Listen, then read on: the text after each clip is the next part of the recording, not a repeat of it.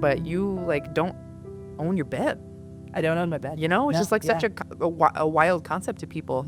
He is relationship. He is love. He is like, he's the reason that my heart is happy, right? Like, it sounds cheesy, but it's true. The chastity, or as a priest, or you live it out as celibacy, which is not really loneliness, but it's opening the heart to be able to receive others and to be open, like St. Paul says, to be all things to all people, Hey, y'all. Welcome to the SOLT podcast. I'm Sarah Soto, and with me is Sister Gemma? And I'm Father Brady. We're glad to have you all with us. Thanks for listening. Today we're going to talk about the 3 Evangelical Counsels. You ever heard of those, guys? There's something about him, right? Yeah? Yeah? Yeah. Don't you know something about it? A little bit. Maybe. Yeah. Just a touch. Yeah. Maybe some people listening have never heard of them. Certainly, if you're not familiar with the Catholic faith or religious in general, it might be a foreign concept. What say you? How do you, for someone who's never heard of the Evangelical Counsels, who has no idea, what is it called? What's the elevator pitch for the 3 Evangelical Counsels? Oh, the elevator pitch, huh? You want the easy version. Well, to start. Well, the Evangelical Counsels are basically a radical way that we live out the life of Christ, There's 3 traditionally we know of, poverty, chastity, and obedience. And some people in religious life, they take vows or they take promises in that direction to kind of try to solidify, live out that life in a special way.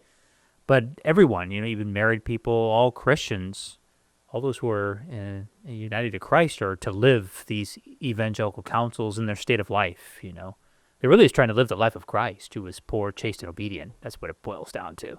Yeah. Yeah.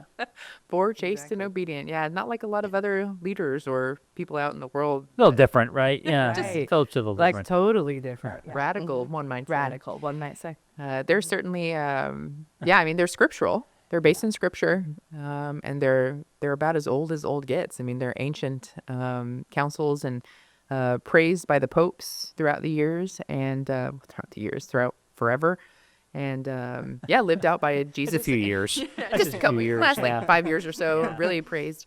But yeah, I mean, it's the call really, as we have said around here, to imitate Our Lady. Our Lady perfectly lived out poverty, chastity, and obedience. Yeah. She was poor, she was chaste, and she was certainly obedient. And so it's the call, right? It's the call to imitate the Blessed Virgin Mary so that we can become like our Lord. Yeah, like Christ. Yeah, I mean, she perfectly, obviously no one knew him more intimately. No one spent more time with him. Yeah. And so if we are to be like Christ in a very radical way, some people like you and like you make these public, right? Or make these make these promises. Yeah, public, Well, you did it in public, and I was anyway. You'd be really cool that I think if we because like I said, we're supposed to live these according to our state of life. But like if we went through each of these and just kind of talked about each one of them and see how do we live it in our life as religious, you and I, sister, but then also how do you live it as a married person, or even as a single person? We're all called to live these. Yeah, you live them out in a very radical way. I would say I'm more invited to live like the spirit of them, right? Yeah, we have to live in fact. Yeah, exactly. I mean, it's true. It's literally. Poverty in fact and spirit. Yeah. I'll live poverty in spirit. You live it in fact, and we'll keep it like that. That's all I have to say about that. And truly, like living out poverty, is such a. I think it's maybe. Well, I feel like they're all probably pretty misunderstood from the secular perspective. What comes to mind? Like if we're talking again, like if someone never heard of it before, and what do you mean? You're living out poverty? You took a vow of poverty? You made a promise to live in poverty? That sounds terrible with a capital T. I mean, don't you think that that's the worldly sort of response? Sure. Yeah. For sure. Yeah. I mean, it's so much is centered around, not even centered around, our culture celebrates accomplishment and celebrates promotions and those aren't bad, it's good to work and it's good to receive a just wage, and it's not all about money either, right? It's about goods, or it's about for religious property or anything like that. But even beyond that, like that nothing I have is mine, that everything is a gift. Like even like take it to a different extreme, like even relationships, right? Like to be poor, like I am like depending on the Lord to give everything that I have.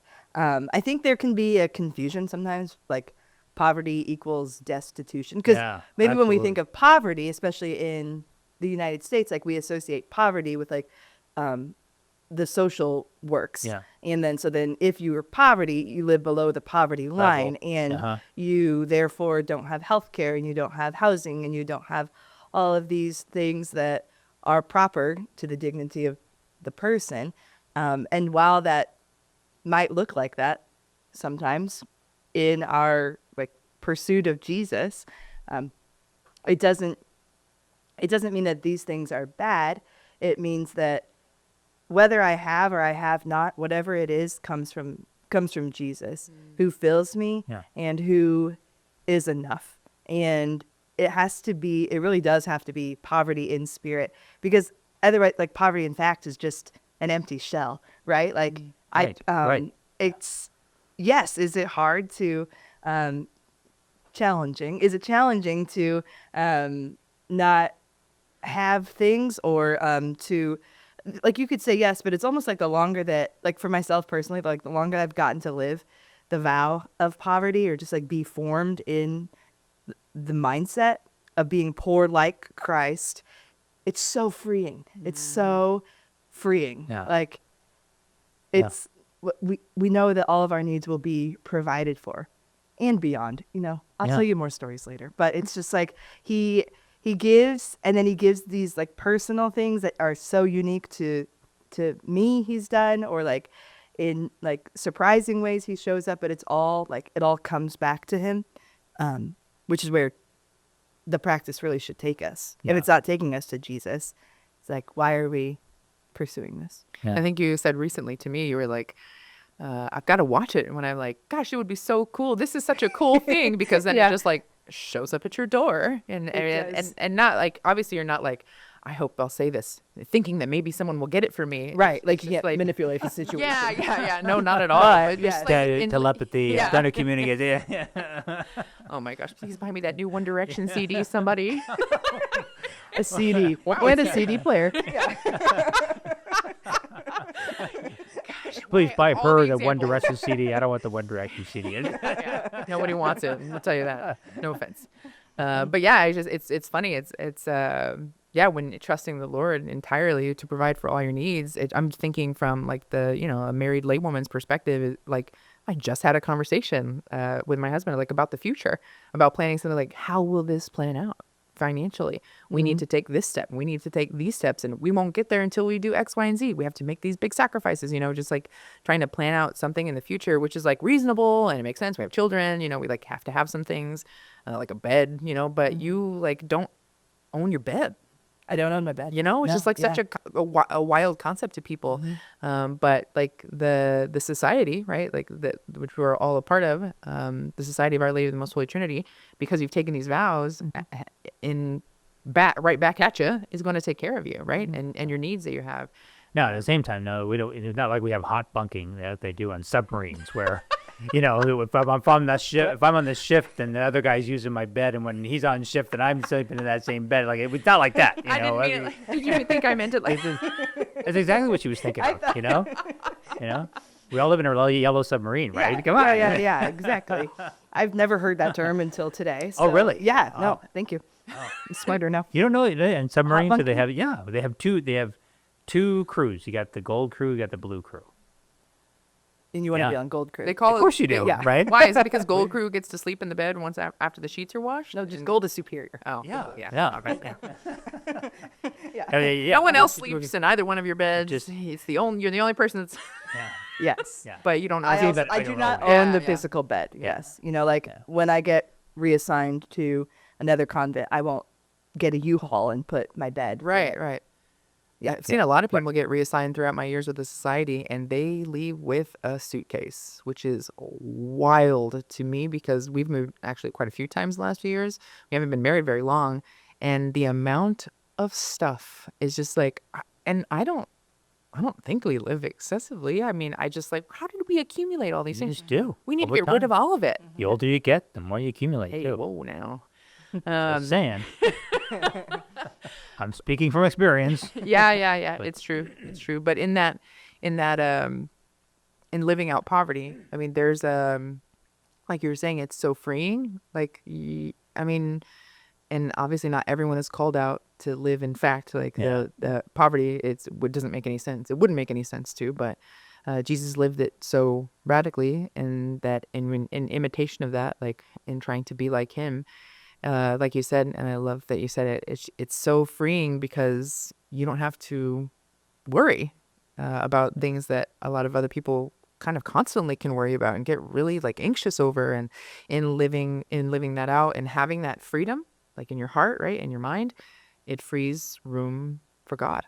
It No. frees room for like real Well, communion. I mean, like Sister was saying, there's some misconception, right? Is that poverty is squalor, but that's just the material part of poverty that we think of. We think of Tim just the material poverty, which is something that actually needs to be relieved for people, because that they could live at on a basic human level, So we strive even in our poverty to alleviate the poverty, particularly the material poverty of others. I mean, if you're starving, you're not even going to get to spiritual level. First of all, in fact, that's one of our missions we had down in the Caribbean. Help me, the island, Haiti. There we go. It was just having those senior moments down in Haiti, where of course there, I mean, you have so much poverty, like material poverty, that there's hardly any trees because people cut any bit of wood down so that they could use it to cook or whatever, right? There's hardly there's hardly anything. So anyway, when we were down there years ago, we did like a farm co-op so that people could they would buy, in a sense, the seed so they could plant the corn, and the goods then they would be able to sell through the parish in order to help people come out of material poverty. Right. It's just excellent. So we need to do that because you can't even talk to people about so much about the gospel if they're starving to death. Right. Yeah. So that's something that needs to be relieved. Of course, then there's also a materialism, right? Where we get so caught up in it, like you're saying, Sarah, we get so caught up in it that it becomes even a hindrance, right? So we need that. Then we need more detachment from those things, Yeah. I think, did Jesus ever say anything about rich men getting into heaven or anything? Are you familiar with this? Did you say something? I'm trying to remember. It sounds familiar, right? Yeah. I think he said it was super easy peasy was the phrase that he used. Yeah. Perhaps. Yeah. It's difficult for a rich man to enter the kingdom of heaven. Why? I don't know. Why? What would you say, sister? Why is it difficult for a rich man to enter the kingdom of heaven? A rich man who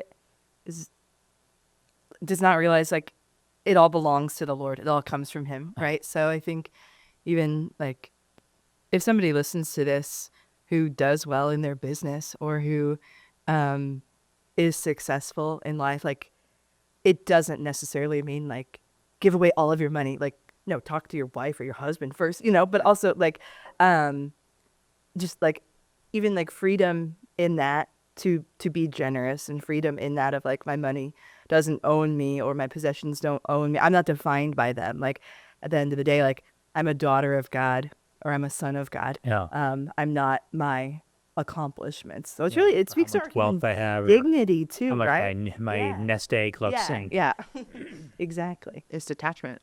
Yeah, and it's like Jesus. We keep saying, but if anything, if we just keep saying it's like Jesus, like that's enough, right? Like, but his like he didn't hold on to anything in his hands. Like he was open, and then he was able to receive. And that we'll talk about that a little bit with chastity too. But just like having less or having in a different way doesn't mean not having. Yeah. Right. Yeah. Well, it's like it's the parable, right, of Jesus that talks about the man who had an abundant harvest, right? And he said, what am I going to do with all this abundant harvest? He's like, oh, well, let me sit down and think about, what? I'm just going to build bigger barns so that I can hold more. I can accumulate more. It's now that I got all this stuff, what am I going to do? I'm just going to sit back and I'm going to say to myself, I'm going to sit back and just enjoy life now and you see his horizons go very low, and he gets lazy, right? Then his life is demanded of him, and what does the judge say? He goes, you're a fool. You're a fool because you stored up all of this, and what could he have done with it? Of course, he could have distributed it to those who were in need, or given it, to those who didn't have, and actually made something of it, instead of just accumulating it and hoarding it, right? So it's always a message to us, it's the gospel message that, yes, that about accumulating things, that's just one important part of poverty. But I think we mentioned last time in the podcast, we were talking a little bit about poverty, right? We were coming into Advent, and there's this, it's just I think I said it then, and I'll say it again. But I think it was von Balthazar said, he says, what's different about Christian poverty is that I could still have nothing. I mean, I could be materially destitute, but I could still be for myself. It says, and that's not Christian poverty. It's this possessing ourself, giving away those things, because as you said, sister, I mean, everything we have is a gift. I kind of often ponder sometimes, like, I think the only thing we really own is our sins, and then we got to give those away. We got to give those to Jesus, in confession, But everything else God has given. That's what St. Paul says. It's name one thing you have that's yours. It's God, Christ has given us everything, So ultimately we don't have much, but we have a gift to give us ourselves back to the Lord. So so there's poverty, Yeah. Yeah, I mean, I always think of Job. It's like how many people, in whether they have very little or whether they have a ton or whether they've accumulated much, how many people would remain so faithful to the Lord if they got a ton more, right, than they have already, or if it was all taken away. And that's kind of where that ought to be the disposition of the Christian heart, right? Like I was saying, like detachment and peace in Christ, regardless of the like financial security or lack thereof. I'm not saying like go dump out your 401ks or anything where you can't have one. But yeah, I mean, like security is fine, obviously, and necessary in a lot of ways. But looking to the Lord and acknowledging that He's the provider of all good gifts, and Well, I mean, it could be that God, in His generosity, gives you, like in your family, and He gives you money so that you have more to give. right, Yeah, you have more to give, and maybe that's why I never win the lottery, because I would want to take too much of it, Maybe Mm-hmm. it's 'cause you don't it's play. too tempting. Yeah, maybe because I don't play. It could be onto something. Well, Sarah. Got something to tell you. I got to. Oh gosh. Well, I want to say about that. Oh my gosh. No. Yeah, I mean, Okay, true that. I mean, ultimately, we want to, when we, like as a Christian, when we say, well, I want to give myself to the Lord, right? I want to live for the Lord. I want to unite myself to the Lord. There's something about, you have like, you don't give yourself to the Lord specifically just financially.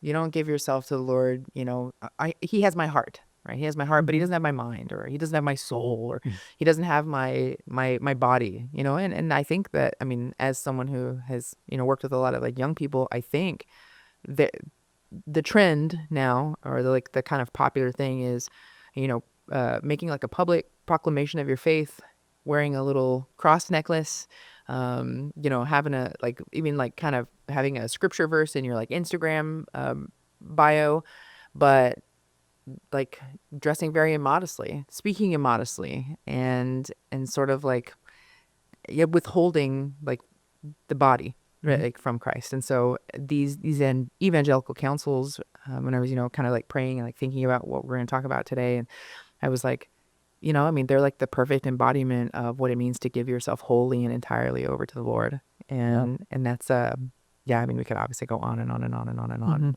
forever.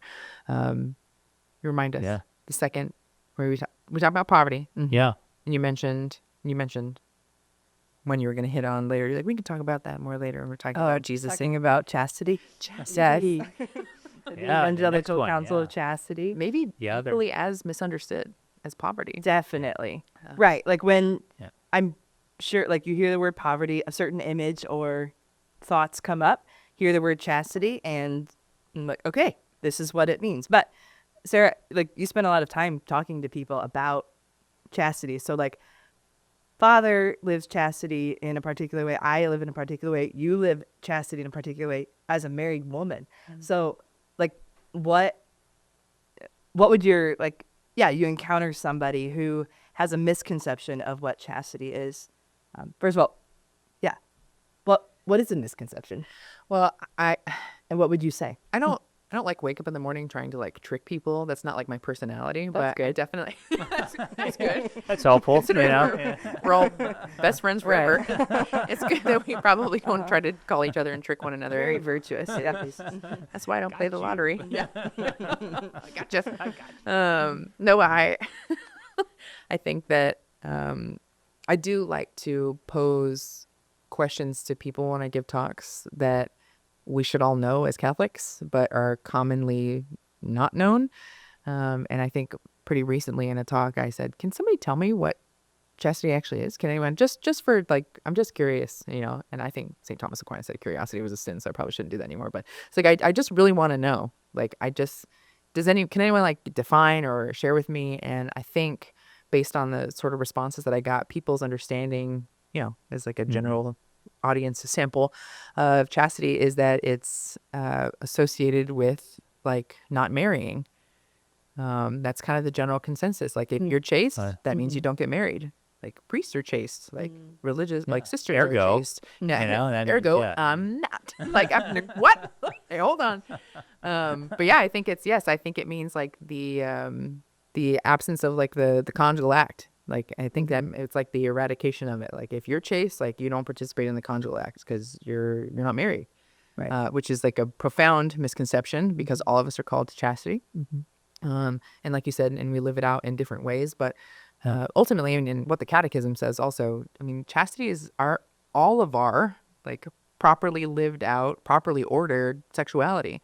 Yeah. I mean, it's living it out in the right way, in the right order. And there's so many, we don't even have time to talk about like half of the ways that I mean, chastity can be disordered in 2025. I mean, it's like 10 podcasts worth of material. And we don't, I mean, why, like you said, actually, I'll say it because it's just fun.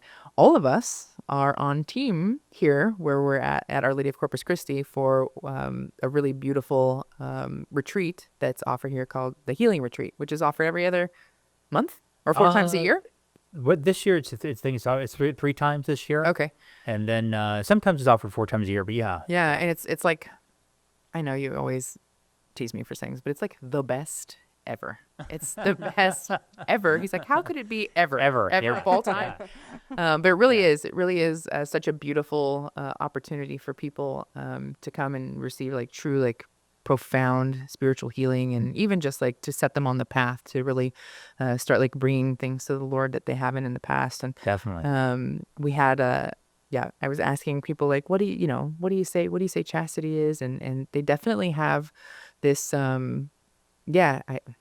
they think it's like not having love. Yeah. Lack of intimacy, which means I'm lonely. Ugh. That's what chastity ends up, the misconception, right? Right. Like it's a poverty squalor negation than, of who we are, Yeah. and just saying like, Yeah. no, Don't have this intimacy. is bad. Therefore, if I do, I am chaste if I say no. Yeah.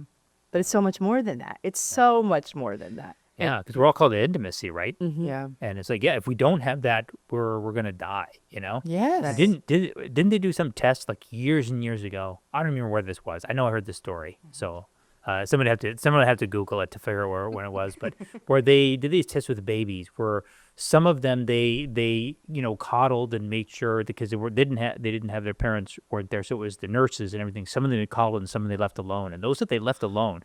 I mean, I don't know if they were doing this as an experiment. This is just the way things went. But those who were left alone, like, had serious problems in life. Oh yeah. Because they didn't have that physical touch and intimacy and things like that with Yeah. anyone. You know, they weren't physically touched as an infant. You know, and so they need to be coddled and so on. So we all need that intimacy. We need to be able to connect with other people. Right. You know, but yeah. So chastity equals no intimacy and loneliness, then yeah, who wants to live that, right? Yeah. Which is not what it is. It's so much greater. And then so I mean, for those listening who have never really heard about chastity and like in the real sense, in the living the spirit of it or living it in fact, I'll pose the question that maybe some people who are watching or listening have, which is, I'll pose it to both of you. Are you lonely? Sister? No, No? no. How come? 'Cause I call her all the time.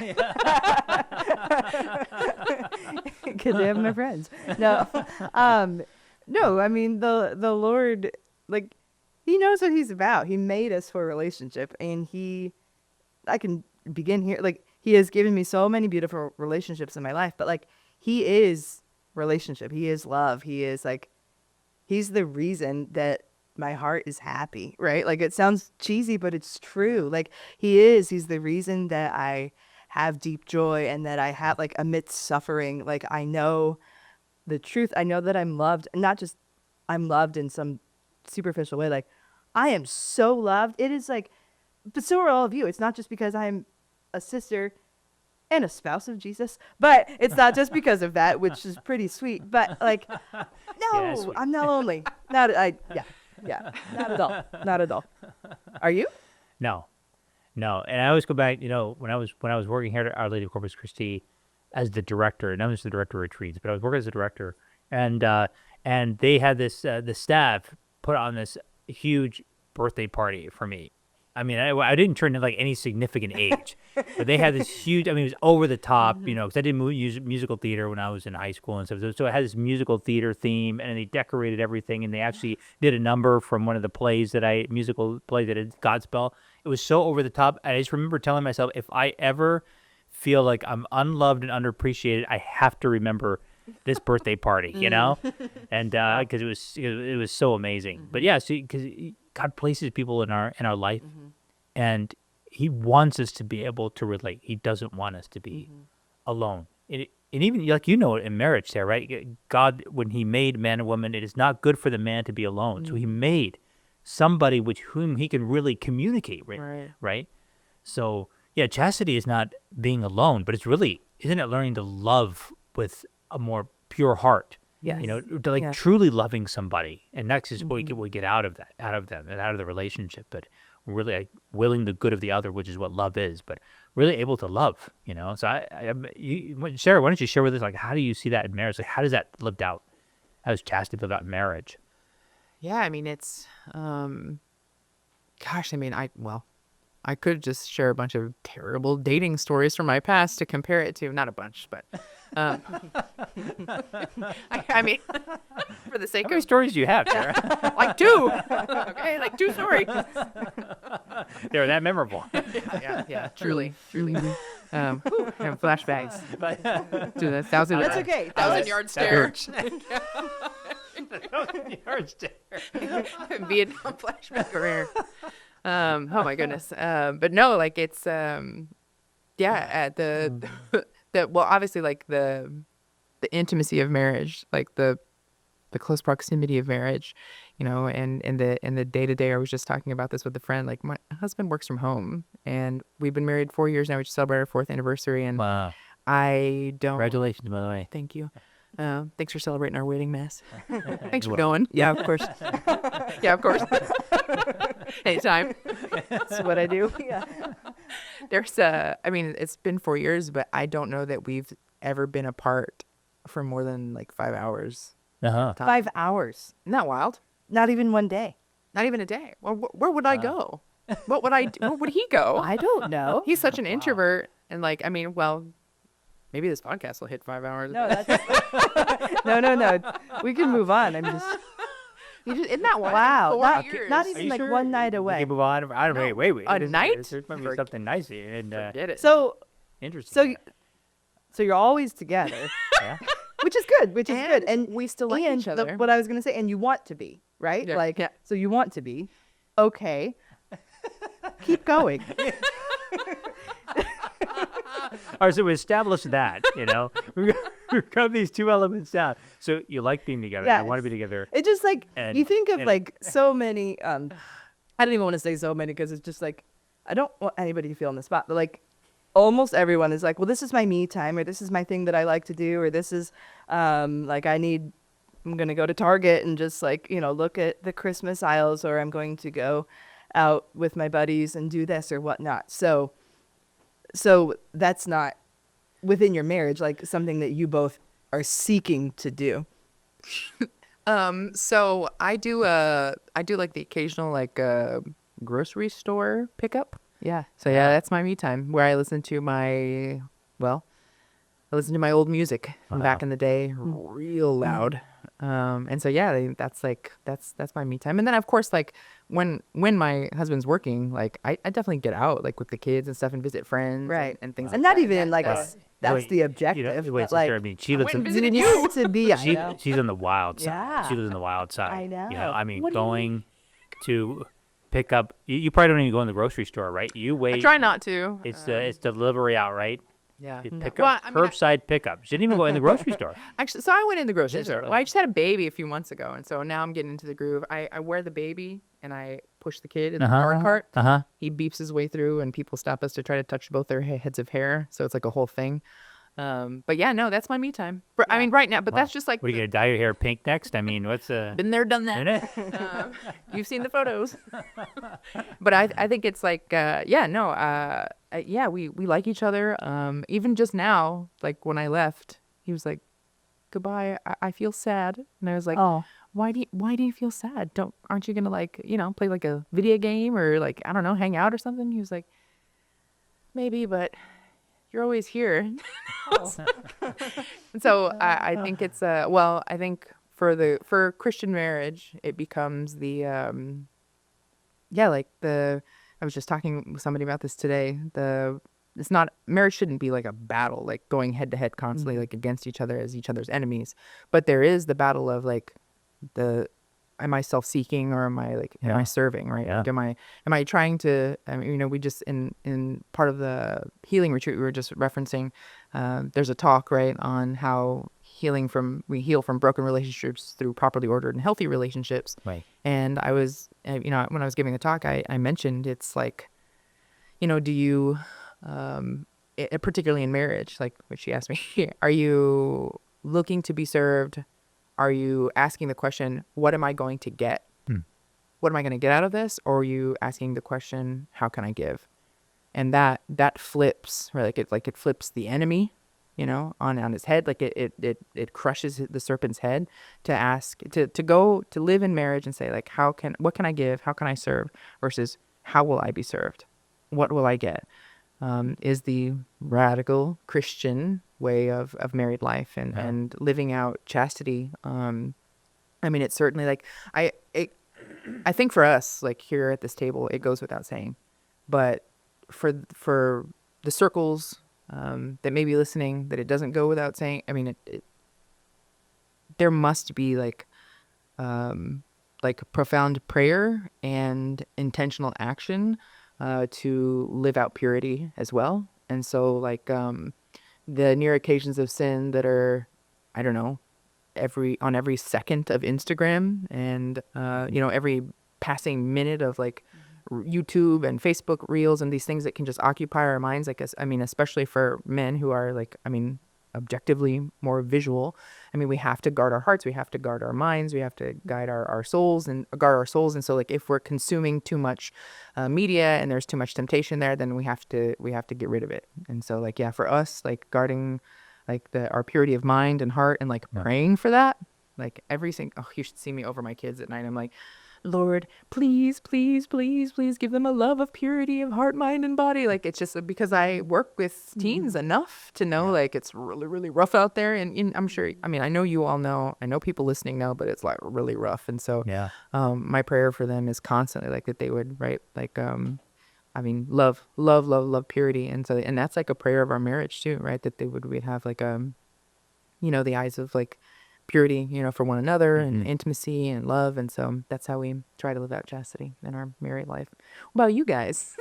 Yeah, I mean, that's true. We don't have the intimacy, in a married relationship, and we have community life. And like you were saying, I think there's something about like that purity of intention, like in my relationship with my my brothers in the house or the other priests in the house? Like, am I doing something out of good for somebody? Am I Yeah. really kind of reaching out out of good? Is that, and for us, especially is that a love for Christ? And do I see Christ in this other person? So the chastity, or as a priest, or you live it out as celibacy, which is not really loneliness, but it's opening the heart to be able to receive others, and to be open, like St. Paul says, to be all things to all people. To be able to love with the love of Christ. So yeah, it requires a lot of dying to yourself. And it can be easy. You probably know, sister, right? It can be easy. Just like you can kind of navigate community life and just say, I can get by, But it is a dying to self to be able to go out of your way to serve and to, to be there. Like you and Mary like get to choose who you get to be with. We don't. Yeah. And so, but therein lies but the challenge is the same. To be able to love with the purity of the love of Christ. There it is. The opportunity is right in front of you. So there are other challenges in terms of sexual chastity that we don't necessarily we have to have custody of the eyes. Right. We have to be very careful of things that we intake and see. But yeah, there's just, it's other challenges. But there it is. Christ was chaste. He loved everyone that came. That he loved them with the love of God, because he is God. And wow. But the challenge, right, Sister Hermine? Yeah. Oh, definitely. Yeah. I really appreciate what you said too. Like, that's something I've been thinking about, like chastity, like really like enlarging, making our hearts Enlarging. bigger. Enlarging. Enlarging. Right? Yes, Everybody- enlarging. Gosh, Yes, yeah, let's say enlarging. it I'm right. trying to Yeah. enlarge in the word Yeah. enlarging. Enlarging. Okay. He's making our hearts bigger. He's Yeah. stretching them. And we, like with this like universal love, right? Like, Yeah. so if something I read one time that really struck me, it was like, so in my vow of chastity, like Christ is my one spouse. All of my affections and all of my love is directed towards him. But that doesn't mean and don't love other people. So if I am seeking this, and then so from espousal with Christ, like chastity is also lived out in spiritual motherhood. So like not bearing my own like biological children, but becoming a mother to many, to whether it's people younger than me or people older than me. And then even so, if I'm willing to be a spiritual mother to all these people in the world, to people in the airport, to people at the grocery store, to people who maybe are my students, and give them the love of Christ, but I'm not willing to love my sisters in my house, in my convent with that same love, like that's not living properly. That's not living ordered or living spiritual motherhood, therefore not living chastity as well as I can. So really like the flourishing of chastity, like healthy community life and healthy, like the more I love my sisters, the more like can make them more lovable and like soften things that might be difficult. And like, I know that I have been loved in that way so much, and that not everything I do or say is always like agreeable or the right thing. And so, but when people choose to love me, like they are mothering me. And in doing that, like I learn how to love better. And when I learn how to love better, like I can live chastity better. So like the way I love people in front of me, whether I live with them in my convent or I don't, like that affects my chastity. And so it can't just be like, I love Jesus with my entire heart. And, of course it doesn't mean, we know it doesn't mean forget everybody else, but it really calls us to more. Like if I'm going to declare chastity, like then I am declaring that everyone that the Father loves, I will love, which is everybody in the world. So Yeah. it's big. Yeah. There's that Charlie Brown. It was Charlie Brown, this strip where it said, I love humanity. It's people I can't stand, You got to love the person that's sitting right in front of you. And for us, of course, community life, that's it. Yeah. And it can be a challenge sometimes. You're Well, Jesus absolutely didn't right. love us with a vague love, right? Yeah, Like, it's just- Father, like I have loved them, as you have loved them. They are your gift to me, but like from a distance, like no, hands on, as in family life, as Very in community life, personally, in the right. church, right? Like we are meant to love each other in the church. in a personal way, and not just like, oh well, Jesus loves us, so like I love you too. No, like to really to love the other person, but I can only first do that in all of us, whether you're in a vow or a promise or living the practice. Like it's only through the fire of Jesus' love. Like if I don't have Jesus's love, I'm loving with my own abilities, which are going to run out really fast. So Yeah, that had a confer. I think he put it this way: he said, now this is living priestly, chaste, celibate love. Is that he says, I can't just love one person, one woman. I said, my heart is too big. I have to. I want to love everyone. With a deep love. It's like, yeah, I think that probably describes it. It's like we want to love so much and to love everyone as Christ loved them. It's like it can't just be one person. But for you, in your exclusive relationship with your husband, like that's what it should be. Yeah. Yeah, I was just That's what it thinking. should be. I was thinking For your eyes only. where you were saying that in your vow of chastity, you are to give all of your love and affection to Jesus, who is your spouse. A lot of things crossed my mind. Like obviously, like that guards, right, that particular intimacy that you have with Jesus, but it also like helps flourish like the other relationships that you have, like in the convent, and like obviously it's like easy to love the super cute kid that you're teaching who's in first grade who's like, does God have feet? Or whatever. And it's like, you're like, oh my gosh, I want to squeeze you. Versus like the sister. That's whatever.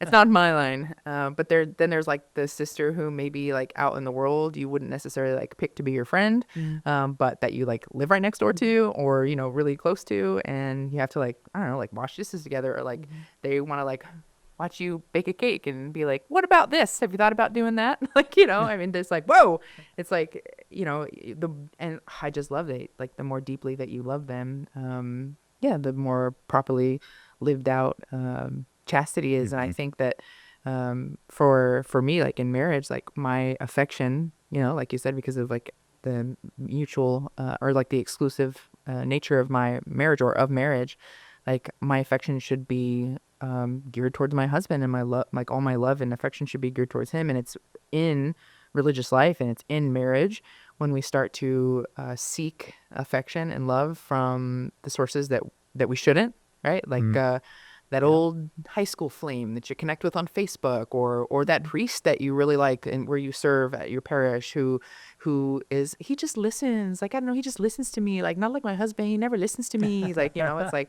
hello.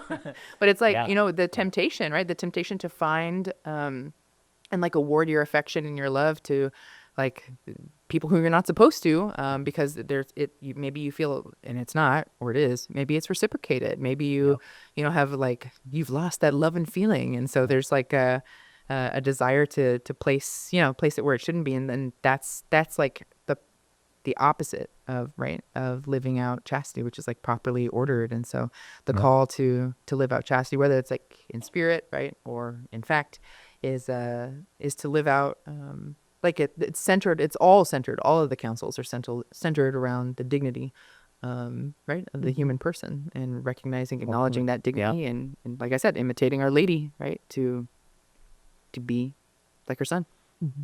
Yeah, overcoming ourselves and imitating Christ. Right? Yeah. And they're universal, right? Like what we've been saying a lot. It's not particular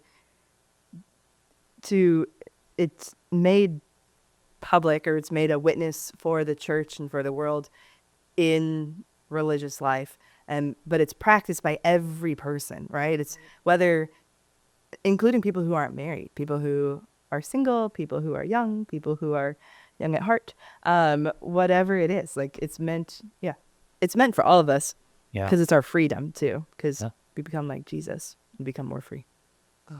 It's so true. I know the world doesn't want to hear it, but there's such beautiful and very real freedom in these counsels, except in the last one. I don't think we really have to talk about obedience, do we? I don't really want to touch on it because it's it's not that important. So let's just move on. Yeah.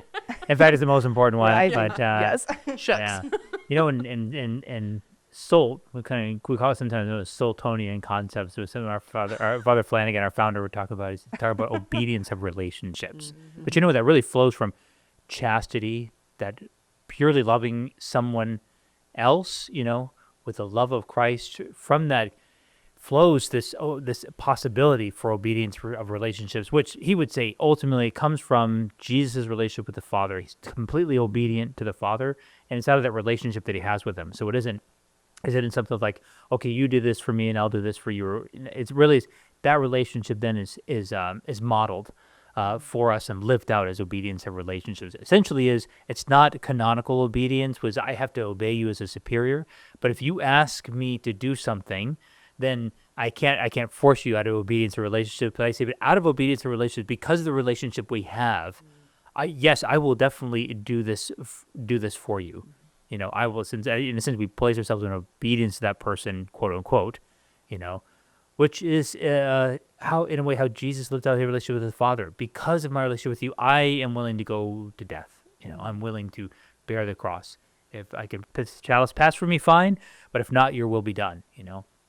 So we strive to live that out in our lives, this obedience and relationship. Obedience, it's a big word, scary word, scary word,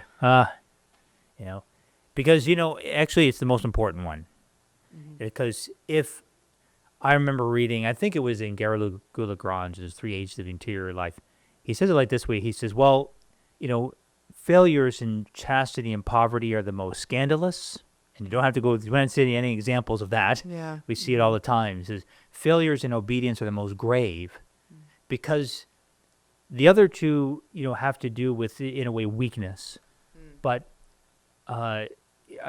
failures in obedience have to do with the will. Obedience has to do with the will. Willing the will of another. That's what obedience is. And it's the most grave because it's the one thing that we want to hang on to the most, and that is, I want it my way, And so, we have to take a vow or promise of that, to help us to lay down our lives, Of course, you live in a marriage too.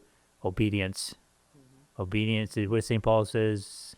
Wives, be obedient to your husband, and every Sunday. Oh yeah, when I hear sometimes you hear the gospel. And I think in our just sort of more feminist age, you feel the fingernails going right down the chalkboard. Like, oh no, I ain't being obedient to my husband. You're like, oh gosh, how was it? You hear the hisses coming on in the audience, the congregation Standing up to give your homily. Yes. And we're going to talk about this. Oh, are we really? Is this thing on? Yeah. Anybody out there? Oh gosh, you're saying, I love what you said about, obviously the concept of like obedience to relationship is near and dear to my heart. But when you're saying like, I'm not doing this because, just because the nature of our relationship, right? Because we're in communion, we're in grace friendship with one another, and I'm acting out of obedience, right? Because of our relationship, like Jesus did with the Father. Just the other day through, we can still call them postpartum tears, right? I'll technically be postpartum for the rest of my life, so I'm going to milk that one, but 82. I'm postpartum. That's why I'm having such a hard time right now. Seriously, it's good. It's a good card in your back pocket. Pull out that card. Yeah. I'm just kidding. But I through like postpartum tears the other day, my husband was like, he's like, I don't mind doing this. Like, let me take it off your plate for you. And I said, but you already did this, and you already did this, and you're not supposed to do that. I'm supposed to do that. And he said, do you think I'm keeping score? Wow. Do you think that I'm like, do you think I have an ongoing list of the things that I'm doing to alleviate like the day-to-day burden in our family? He was like, because if you do, you didn't get that from me. Wow.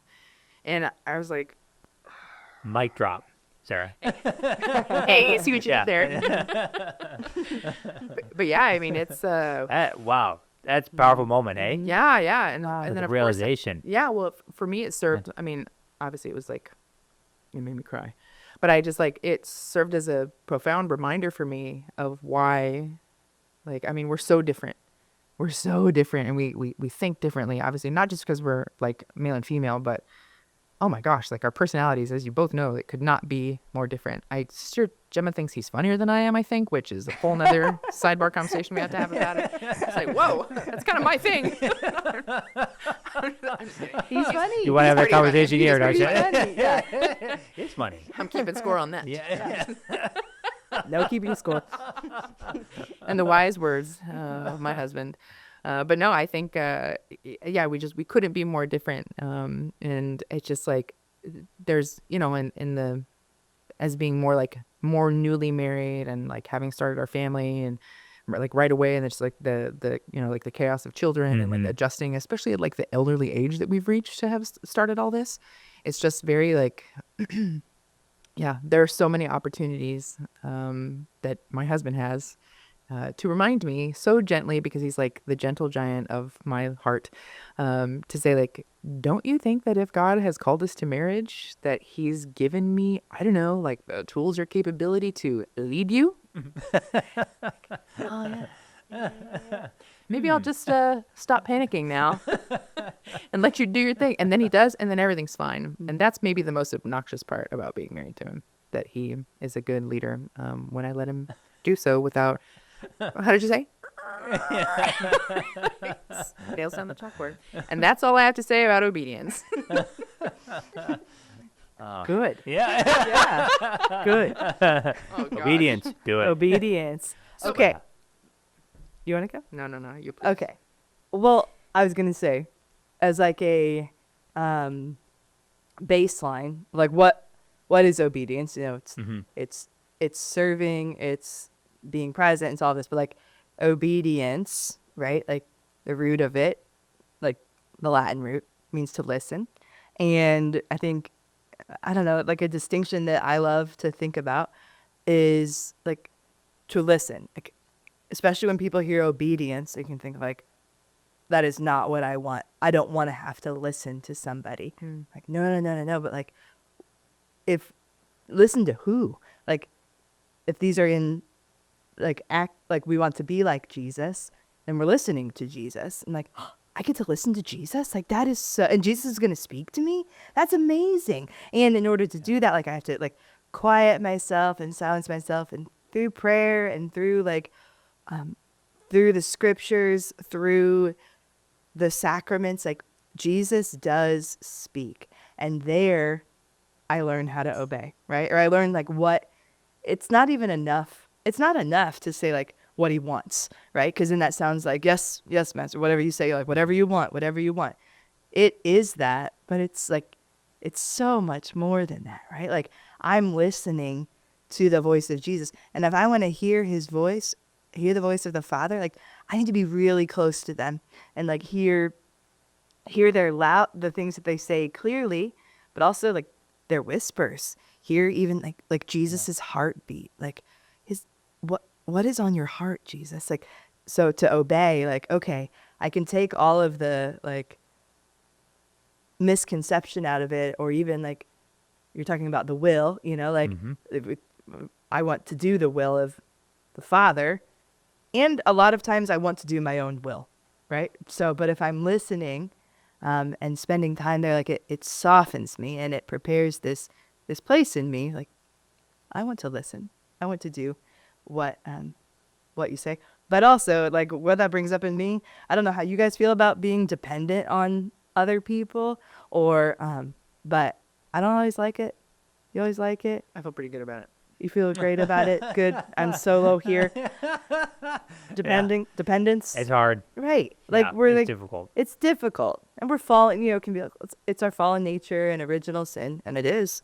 But it's so hard to be dependent on other people. Like, just like I feel like it's been built. It's been built into all of our lives. But like I go to the grocery store. Growing up, going to the grocery store. All of my family is very small. We have dwarfism, and it's wonderful. It's made us who we are. But like you go to the grocery store, everything's on the top, and now they've made like a top shelf, and so like can't reach anything, and so it's like, well, Wow. we could get a mop and knock it down. We could scale the shelf. We could just cross it off the list and hope mom didn't actually want it. Or we could do the really awkward thing of like going to find somebody, or just like waiting there and pretending I'm just standing here. Staring at And somebody comes by, I'm like, hi, could you please get a blank? And like, it's a funny example, but when I think about dependence, like that is the example that comes up, because I'm like, oh, I don't like being dependent on other people to to help me in that like Yeah. how many times have I broken something at the store because I wouldn't wait for someone to come and help me, right? So it's like, yes, that's like a tangible example, but like in my own spirit, like how many times do I not want to wait on God to give me what he wants or like what's next in his plan for me? I'm like, no, let me get it. And then like, I can't break his plan, but, like go the wrong way or have to turn back. And, so I don't know. I just think about obedience and like a healthy understanding of dependence, and dependence on someone who is good. Like we can't be obedient if we don't believe God is good. Yeah. Well, you're hitting it right in the head, sister. That, I mean, even as we live obedience, right? Because we're obedient to a superior, somebody who has been placed over us. Ultimately, of course, we're wanting to obey the Lord. We want to obey His will, but we also recognize it's not always easy to know what God's will is, and through prayer, of course, we can come to hopefully understand what that is and get to have some clarity. We don't have absolute certitude, but have some clarity of what that is. But then we go a kind of easier route, and that is we place ourselves under somebody, a human intermediary, right, or a human instrument by which we recognize that through the authorities that have been given to them, that God is, in a way, speaking to us. He's directing us in our life. That comes with its challenges, because if that human superior we don't like or we don't trust, we could have the temptation to, well, I'm not following that. There's no way. Of course, it's nothing sinful, but there's no way I'm not following this guy. He's always the same. He always does the same thing. He always wants you to do this, and so on and so forth. I'm not obeying that. I'm not going to do that. And yet, I remember, I think it was it Father Cantal Mason in one of his books? Maybe it was Obedience. Said something I thought was really profound. It's like, we think we have this kind of direct line. God tells me to do this, and so that's what I'm going to obey. And then I'm not going to obey human intermediaries, right? What does St. Paul or St. Peter says? He says to Sanhedrin, well, it's better to obey God rather than men. And people that should take that as a pretext of that. I don't have to obey people. I just have to obey God. But you look at the history of salvation and the people that God spoke to and told them to obey. Like, look at Abraham, whom God called. You go out to from the land of Ur. You go out. I don't know. Don't ask where you're going. You're going to go out, and then to try to sacrifice his son, or even Moses to say, "You go lead my people." He said, "I have a stutter. I'm the wrong guy." He says, "No, you go out." To obey God was not something that was ever easy. It was never easy. Extremely challenging. It actually is a lot easier to obey a human instrument, even with all their foibles or whatever. Like, ultimately, because at least a human intermediary kind of knows our own weakness and our own, how difficult choices can be. God's like, he raises the bar. He may ask us to do something that's going to be beyond what we think we can do. Yeah, maybe it's easier to obey that human superior. But nonetheless, like there's the challenge. Like, okay, I'm gonna lay down what I want or what I think it should be. Today in obedience, even in religious obedience, we understand there's a dialogue that goes on. If we're going to be, is something that you would be interested in? Is this something that you think you have the skills and the gifts to be able to accomplish? It's not, but ultimately, the superior is the one who makes the decision, right? And that in a way gives us freedom. It gives us tremendous freedom. I remember I don't want to keep going on here. I'm going to steal all your time. No. But I remember when I was discerning on whether to study liturgy to study liturgy at Sant'Anselmo in Rome, or to do like study spiritual theology, but then have a liturgical bent at the Angelicum. And this was our founder, and he and I were discerning, And to go to the San Anselmo, you had to know Latin, and you had to know Greek, and you had to know Italian, because it's all in Italian. And it's like, okay, Italian is not my best language, and so this could Greek be is. Oh yeah, but Greek was even worse. Your Italian's And pretty then, and then Latin, and then or to go to the Angelicum is all in English. Like some class might be Italian, so it's like. At the end of this, before I left for the summer, it's like, maybe I should just do go to St. Thomas Aquinas, and study spiritual theology with liturgy. So I go, and this is what I have in my mind. I come back next summer, and Father Flanagan, he's like, why don't you go down to San Anselmo and start registering? Like, what do you mean start registering, And I was so crazy. I was not prepared whatsoever for this. But, it was those times in those 3 or 4 years that I was studying there when I thought that, what on earth am I doing here? I mean, I don't understand. I only understand 20% of what the professor's saying. But I remember under that obedience to go, and it gave me the courage to keep moving forward, to keep saying, okay, no, I'm here for a reason. God has placed me here for a reason. Now imagine if I had decided that for myself. It's like, no, I'm not going to Angelica. I'm going to go to San Anselmo. That's the most prestigious school and stuff. When trouble came, or when the difficult times came, I could have been sitting there saying, this is my own fault. I chose this, Yeah, how dumb was I, Now, they're free to say it's somebody else's Yeah. fault. Exactly, yeah. But I can say, no, I know I was sent here. God sent me here, So I can have that confidence. And that's what's the beauty, I think, in our vocation, where obedience is such a blessing. It's such a blessing. It's hard. It can be difficult sometimes, but it's such a blessing. And it's such a witness to the world, right? Like in whatever vocation, and simply, it's not simple. Like in work, in school, as a student, as a 16-year-old, like being obedient to your parents or being obedient to your schoolwork or to traffic laws or whatever. Like we have all these opportunities to practice like these tiny little deaths to ourselves. We're like, oh, I don't like death is repulsive, right? It's not like, oh, like we can say like dying to ourselves is hard. Hands in, right? It's hard. It's hard. It's but that's like the way. That's the way of Jesus. If we keep saying like these are all like we're trying to like be like Our Lady, who suffered the sword of sorrow at Christ's crucifixion, and then become like Christ, who was crucified and died. He was obedient even unto death. Yeah. And in Philippians, it keeps going on. It's like, because of this, like they're like God raised him high and gave him name above any other name. It doesn't end there. Like Christ became obedient even to death. End of story. Like, no, yeah, exactly. But that's how we can hear it, with untuned ears, with an untuned heart. Like, that's what it sounds like. But no, like the name above all names, every knee will bend, every tongue confess, my tongue and your tongue and the tongue of all the world. So Jesus Christ is Lord. Yeah. To the glory of God the Father. Yeah. Yeah. So the witness of it matters. Glory of obedience. Yeah. Yeah. Oh man. So, but is obedience for those who are like getting a hold of it, like trying to wrap their heads around it, maybe for the first time, maybe for the 9 millionth time, like me, is in the obedience that you both live out. Do you feel?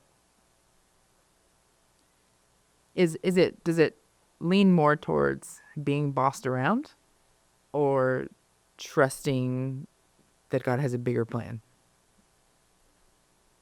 Do you feel like you're getting, is it when I say jump, you say how high, or is it like you said, there's a dialogue, do you feel like these gifts would be, would you be well suited here or there or anywhere? Hey, want to go to a place where there's no AC? How does that feel as a Texan? In the history of how the vow itself developed, there were times where it was a little bit more, you might say, militaristic, and there were times where it was more familial. And probably, in this day and age, in our day and age, it probably has come to some combination of both of those. Actually, I would say it probably leans a lot more towards it's just a suggestion rather than rather than actually I don't have to really obey anything. Can you imagine marriage? It's just a suggestion here. So sometimes the knee-jerk reaction is just do what I say, Yeah. But when those two go together, which they should, both the dialogue and also that ultimately the superior has the final decision, just like in the church, right? The Pope has a final decision. He may get many different opinions and different perspectives, but ultimately, let's say he has the final say. Like you need to have that too. You need to have somebody that ended up having the final word, and through the grace that has been given to them through their office or through the authority that has been given to them, then the authority they have, then you can feel, okay, I'm following God's will, and leave it at that. So yeah, it isn't. I mean, it shouldn't be used as being bossed around. I mean, Jesus says, don't, you're not to, or what does he say? Yeah, lord it over other people. Like that would not be the way of. It's a misuse of authority. Yeah. And it doesn't really to completely respect the dignity of the person. And there was objections years to decades ago that, well, this just made people immature because they really couldn't decide anything for themselves. Yeah. And it shouldn't do that. It should actually lead to our flourishing. It should bring peace, like all three of the counsels. It should, Right. It should foster peace in Our- our hearts, in our yeah. relationships, in our lives, in our prayer life, our spirituality. And well, now that we've quenched everyone's fears of the three counsels, At least you've done that. this is SOLT.net to find out more. That's right. Yeah, I mean, you have a vocation. Yeah, I mean, like, It's your- yeah. Do you have a vocation now that you're not afraid of any of these? Yeah, I mean, ultimately, it's we've reiterated it a million times already, but we're not trying to be like a celebrity. We're not trying to gain popularity. We're not trying to be so loved by the world. We're trying to do what Jesus told us to do. I think that's always my sales pitch for the Catholic faith. I always end up in these conversations with people that are either not Catholic or have some issue with the Catholic Church. But I'm like, that's kind of our thing. We just do what Jesus said. That's like we do what Jesus said. Yeah. Like that's like whatever he said, that's what we do. But yeah, I mean that's what these counsels are. They're Jesus' own words to us to radically live the Christian life and then to quite literally like pick up a cross, to pick up our crosses and to follow him. And like you're saying, I mean, they're called evangelical counsels because they come from the gospel and they're living out of the Yes. gospel. They're Yeah. living out the gospel. It's a beautiful way to live. It really is a beautiful, beautiful way to live. We live it out radically, like we're called to do, right? In taking a vow or a promise, or as a Christian or married life, to live it according to your state of life. I mean, it's a way to help us to really flourish in our Christian life. That's what they do. Yeah. beautiful. Thank you so Yeah. much. Thank you both. Thank you. for sharing. Great having What this a joy. conversation with you. Yeah, it's so good. It's so good to talk about them too. Like, they are such a gift. They are so full and beautiful, and like, yeah, it's so wonderful to be surrendered to that, to be surrendered to the Father in all things. Yeah. To try to be, definitely not perfect at it, but that we're all striving to be. That every Christian would strive to be. Yeah, we have the perfect model. Yeah. In Our Lady of the Most Holy Trinity to guide us. And we look forward to another podcast episode here very soon. Let's do it again. Yeah. Share this. Find it anywhere you find your podcasts and your YouTubes. That's how you say it, right? Thanks all. Thank you all for tuning in. God bless you guys. Bless you. And, get some rest.